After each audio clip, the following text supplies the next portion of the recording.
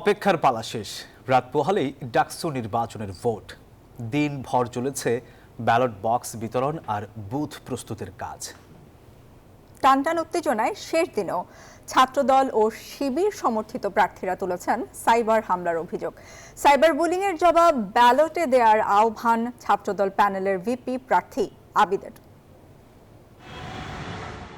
৬ বছর পর ডাকসু নির্বাচনের জন্য প্রস্তুত পুরো ক্যাম্পাস। দিনভর ব্যালট বক্স বিতরণ ও বুথ প্রস্তুতে ছিল ব্যস্ততা। বুথগুলোয় টেবিল বসানো, সিসিটিভি ক্যামেরার আওতায় আনাসহ ৮টি কেন্দ্রের ৮১০টি বুথে ব্যালট বক্স বন্টন নিয়ে বিশাল কর্মযজ্ঞ চলছে ঢাকা বিশ্ববিদ্যালয় ক্যাম্পাসে। মঙ্গলবার সকাল ৮টা থেকে বিকেল ৪টা পর্যন্ত চলবে ব্যালটে ভোটযুদ্ধ।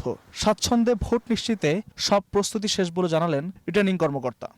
পুলিশ এবং তাদের বিভিন্ন বাহিনী অত্যন্ত তৎপর আছে, যাতে করে বাইরের কোনো শক্তি, বাইরের কোনো দুষ্কৃতিকারী, বাইরের কোনো দুষ্ট লোক ভেতরে ঢুকে আমাদের শিক্ষার্থীদের এই আনন্দঘন পরিবেশকে নষ্ট করতে না পারে। ব্যালট বাক্সগুলো আমরা রাত্রে পৌঁছাবো। সকালে যখন আমরা আপনাদেরকে অলরেডি নোটিশ দিয়েছি 7:30টায় আপনারা ভোট কেন্দ্রে থাকবেন।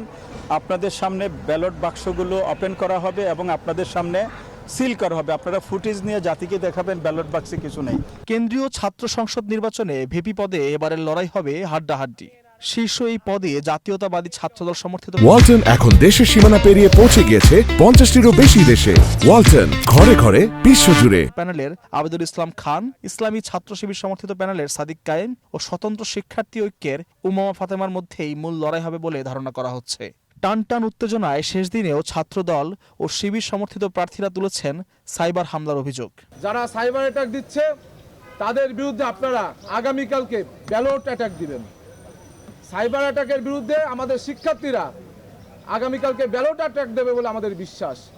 যারা এই অন্যায় পথকে বেছে নিয়েছে, যারা এই প্রপাগান্ডাকে বেছে নিতে চায়, সাইবার বুলিং করে রাজনৈতিকভাবে মোকাবেলা করতে না পেরে সাইবার বুলিং করে মোকাবেলা করতে চায়, প্রিয় ঢাকা বিশ্ববিদ্যালয়ের শিক্ষার্থীবৃন্দ, আপনারা আগামীকাল ৯ সেপ্টেম্বর ব্যালটের মধ্য দিয়ে তার জবাব ইনশাআল্লাহ আপনারা দেবেন। ডাকসুতে অংশগ্রহণের মধ্য দিয়ে, ডাকসু নির্বাচনে তাদের স্বতঃস্ফূর্ত অংশগ্রহণ করার মধ্য দিয়ে যারা ডাকসুকে বানচাল করতে চায়, যারা ডাকসুতে একটা অস্থিতিশীল পরিবেশ তৈরি করতে চায়, তাদেরকে সঠিক জবাব দেবে।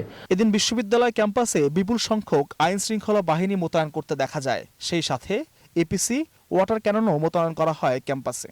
নির্বাচনের দিন কেন্দ্রগুলোর বাইরেও অবস্থান নেবে আইন শৃঙ্খলা বাহিনী। দীর্ঘ প্রতীক্ষার পর আগামীকাল অনুষ্ঠিত হতে যাচ্ছে ডাকসু নির্বাচন। যে নির্বাচন ঘিরে ব্যাপক উৎসাহ আর উদ্দীপনা কাজ করছে শিক্ষার্থীদের মাঝে। তারা স্বপ্ন দেখছে এমন এক ভবিষ্যতের যেখানে তাদের নির্বাচিত প্রতিনিধিরা কাজ করবে তাদের অধিকার আদায়ের জন্য। আর সেই প্রতিনিধি নির্বাচনের জন্য আগামীকাল এই বুথগুলোতেই ভোট দেবেন তারা। আল মোহাম্মদুল খান, নিউজ 24, ঢাকা।